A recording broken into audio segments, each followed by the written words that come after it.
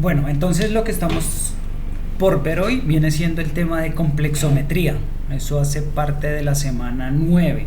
¿Qué nos faltaría trabajar nosotros? Tenemos que trabajar semana 9, semana 10, semana 11 sería semana de parciales. En su momento les explicaré cómo vamos a trabajar la parte de los parciales, pero lo que en este momento me interesa que dejemos igual de una vez claros, por favor les envío un correo a cada uno para que habláramos e hiciéramos un grupo de WhatsApp al menos, porque con ustedes es con el único grupo de los que tengo materias con los que no he podido estar completamente comunicado.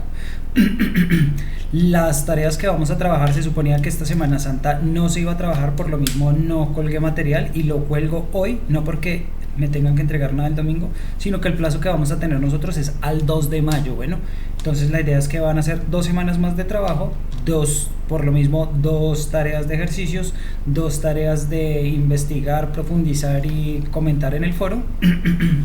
Y nada, seguimos con la misma metodología. Vamos a tener un video de teoría, 1 o 2 videos de ejercicios aplicados según sea la necesidad.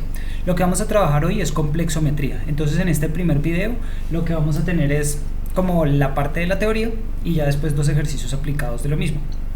La complexometría hace parte de la estequiometría.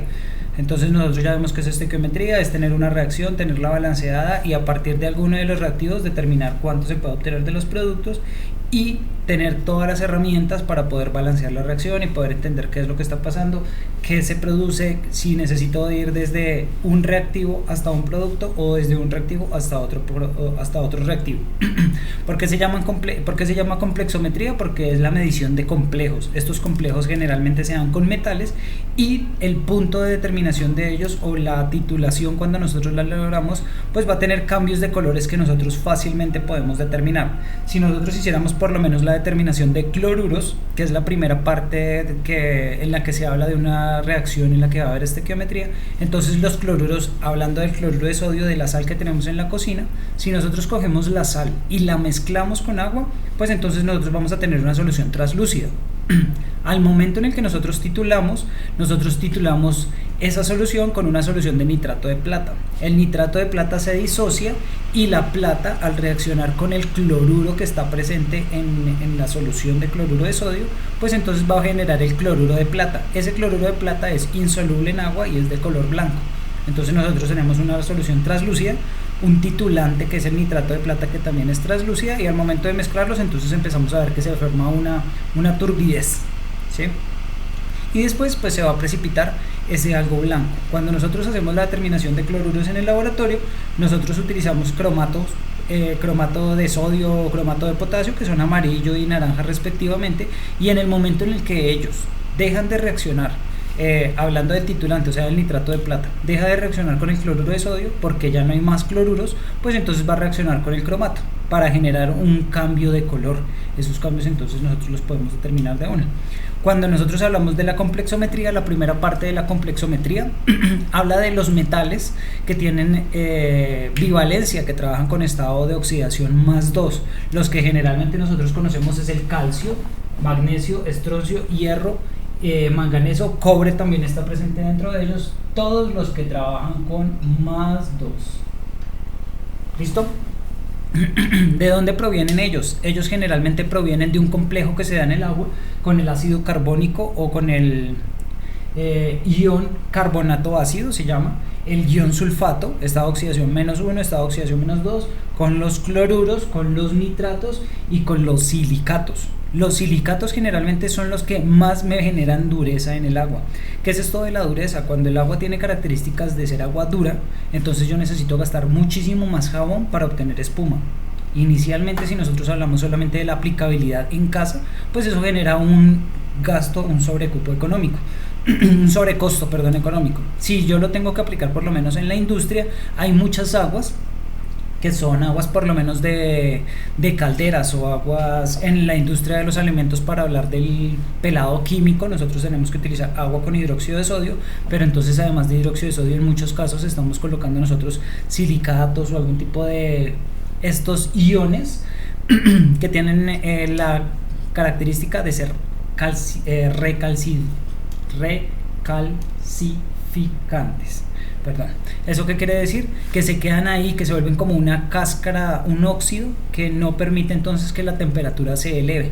Cuando nosotros tenemos una ducha, si ustedes tienen las duchas eléctricas y tienen una ducha vieja y la destapan, ustedes se van a dar cuenta que en la parte donde está la resistencia se va a ver oxidado. Y además del óxido normal, que es el naranja, que es el óxido de hierro, los óxidos de cobre, pues nosotros también vemos una costra blanca. Esa es dada por los silicatos. Y lo que pasa entonces es que la resistencia se tiene que calentar mucho, pero la temperatura no llega al agua. Eso no solamente pasa en las casas, eso pasa en todas las industrias que necesitan reacciones térmicas, donde se necesita calentar agua. Por lo mismo hay muchas normatividades que me ponen ciertos límites. Aquí yo tengo dos límites normales que se trabajan bastante. Cuando yo hablo del agua potable, el agua que yo me puedo tomar o con el agua que yo me puedo bañar, dice que tiene que tener como máximo 160 partes por millón de dureza, presentada como carbonato cálcico, CaCO3. Acuérdense que partes por millón significa miligramos sobre litro. Y cuando yo hablo de aguas de calderas, las aguas para la industria que va a tener temperaturas altas, pues pueden presentar como máximo una parte por millón de carbonato de calcio, porque si tienen concentraciones más altas, pues se va a oxidar y va a haber entonces ese agente que me va a ir a generar una costra y no va a permitir que la temperatura se transfiera de mis resistencias al agua. Bueno, ¿qué otra cosa tenemos que hablar en esta parte de la teoría? Además de que son moléculas que generalmente tienen productos de solubilidad muy bajos, o sea que no se solubilizan de una manera sencilla en el agua, también necesitamos saber que nosotros las podemos cuantificar de dos maneras diferentes. Saber cuánta dureza neta hay y cuánta hay por calcio. ¿Por qué calcio? Porque el calcio es el primero que se me precipita y es el que más me causa entonces esos problemas térmicos. Entonces por eso son los que se cuantifican generalmente. Cuando yo tengo una determinación de dureza total y de dureza cálcica, pues le resto la dureza cálcica a la dureza total y con eso puedo encontrar el resto de durezas que se pueden dar por el resto de metales que tienen estados de oxidación más 2. Bien, para el momento en el que uno trabaja en el laboratorio, uno tiene que trabajar con un indicador que se llama negro de diocromo, conocido por sus siglas NET. Y para hacer la determinación total de dureza, pues yo necesito un pH amortiguado de 10. ¿Para qué? Para que todos los metales estén disueltos. ¿Por qué? Porque entonces cuando yo utilizo para la dureza cálcica un pH o un hidróxido de sodio al 10%, pues el pH va a ser muchísimo más alto. Y entre más alto sea el pH, pues todos los metales que tenemos nosotros en la solución se van a transformar en hidróxidos y se van a precipitar. En ese caso, cuando yo coloco el hidróxido de sodio, pues el pH va a ser tan alto que la única sal que va a ser capaz de mantenerse en solución va a ser la de calcio. El resto se va a precipitar, entonces por lo mismo solamente voy a identificar ella. Cuando yo trabajo la determinación cálcica, el indicador es la murexida. Bueno, si yo hablo del negro de diocromo, él tiene una coloración púrpura. ¿Y cuándo? Púrpura. Y cuando llego al punto final, entonces esa coloración púrpura va a pasar a un color azul. Les decía yo, cuando hacemos determinación de cloruros, entonces pasamos de una solución translúcida a una solución lechosa. Y con el cromato, pues voy a tener un cambio de amarillo a rojo generalmente. Bueno, bien, ahora, cuando yo estoy hablando de la murexida, que es el otro indicador para la dureza cálcica, él pasa de un color rojizo, la murexida, esto es el NET, la murexida pasa de un rojizo, de una solución que tiene una coloración rojiza a una coloración violeta.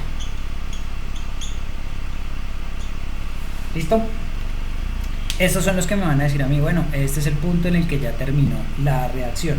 ¿Qué tengo que yo tener como consideraciones para saber que trabajamos nosotros en dureza, que es la parte inicial de la complexometría? Borro por acá. Y tengo yo que saber que el titulante es el utilizo las siglas porque ese es el ácido dietil tetracético. La molécula viene siendo una cosa como así. en el que cada nitrógeno está agarrado a un ese tipo de acá,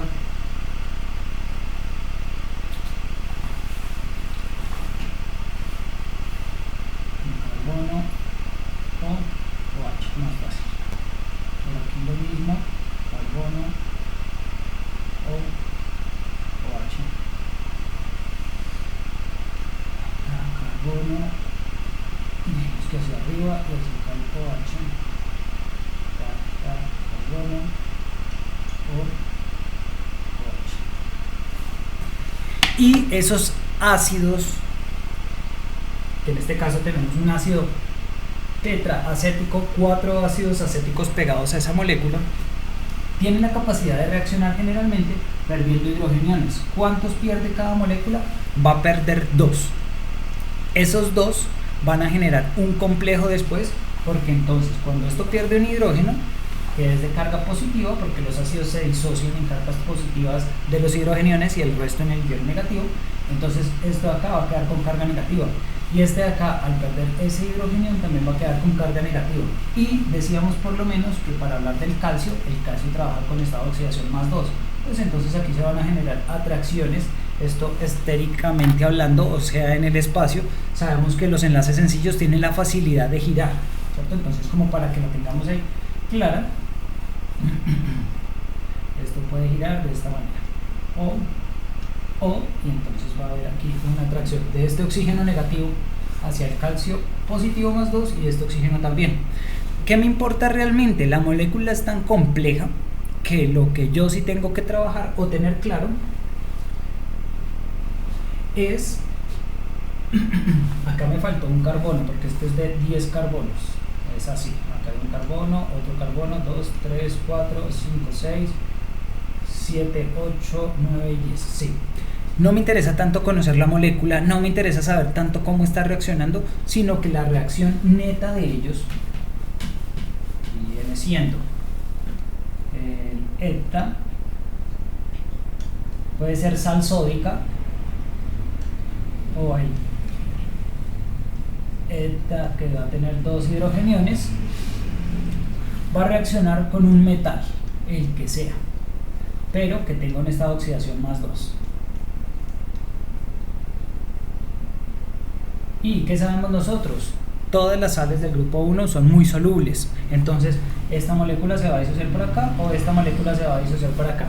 En términos reales, y lo que me interesa a mí de cualquiera de las dos reacciones es que voy a tener la molécula unida a un metal del que teníamos nosotros, que sabemos que tenemos estado de oxidación más 2, más si fuera aquí con la sal disódica, pues más sodios disueltos en el agua o más hidrogeniones que van a generar entonces un pH ligeramente ácido, pero sabiendo que esto está sucediendo en pHs muy básicos, porque decíamos que o tenemos un buffer de pH 10 o tenemos una hidróxido de sodio que me va a poner un pH aún superior al 10. Listo, como sea, entonces viene siendo esto lo que me importa, que la reacción balanceada es 1 a 1 del metal con el eta. A partir de eso ya podemos nosotros trabajar cualquier tipo de análisis de dureza, sabiendo que tengo que presentarlo en partes por millón de carbonato de calcio para hacer las comparaciones con las normativas, porque las normativas todas están presentadas en partes por millón de carbonato cálcico. Y a lo que me interesaría en este caso, entonces yo puedo poner un ejercicio. No, bueno, dejamos más bien hasta acá, que es la parte de teoría, y arrancamos el siguiente video ya con un ejercicio aplicado. Pero los ejercicios aplicados vienen siendo: tengo eta, debo conocer la concentración debe ser conocida, y el volumen también lo debo conocer.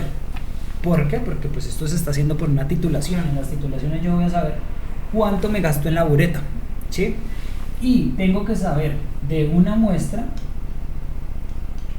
cuál es el volumen que voy a trabajar. Con eso yo puedo encontrar, sabiendo que dentro de esta muestra está el metal más 2, pues voy a saber cuánto va a encontrarse, no importándome acá que esto, decíamos nosotros desde la reacción anterior, viene siendo una reacción neta de este tipo, ¿sí? Entonces Ya con este que viene siendo como el croquis del análisis de la complexometría, entonces dejamos el video hasta acá de la teoría y por eso entonces en el siguiente video ya pueden ustedes repetir y repetir las veces que sea necesario la parte de los cálculos y el análisis de hechos.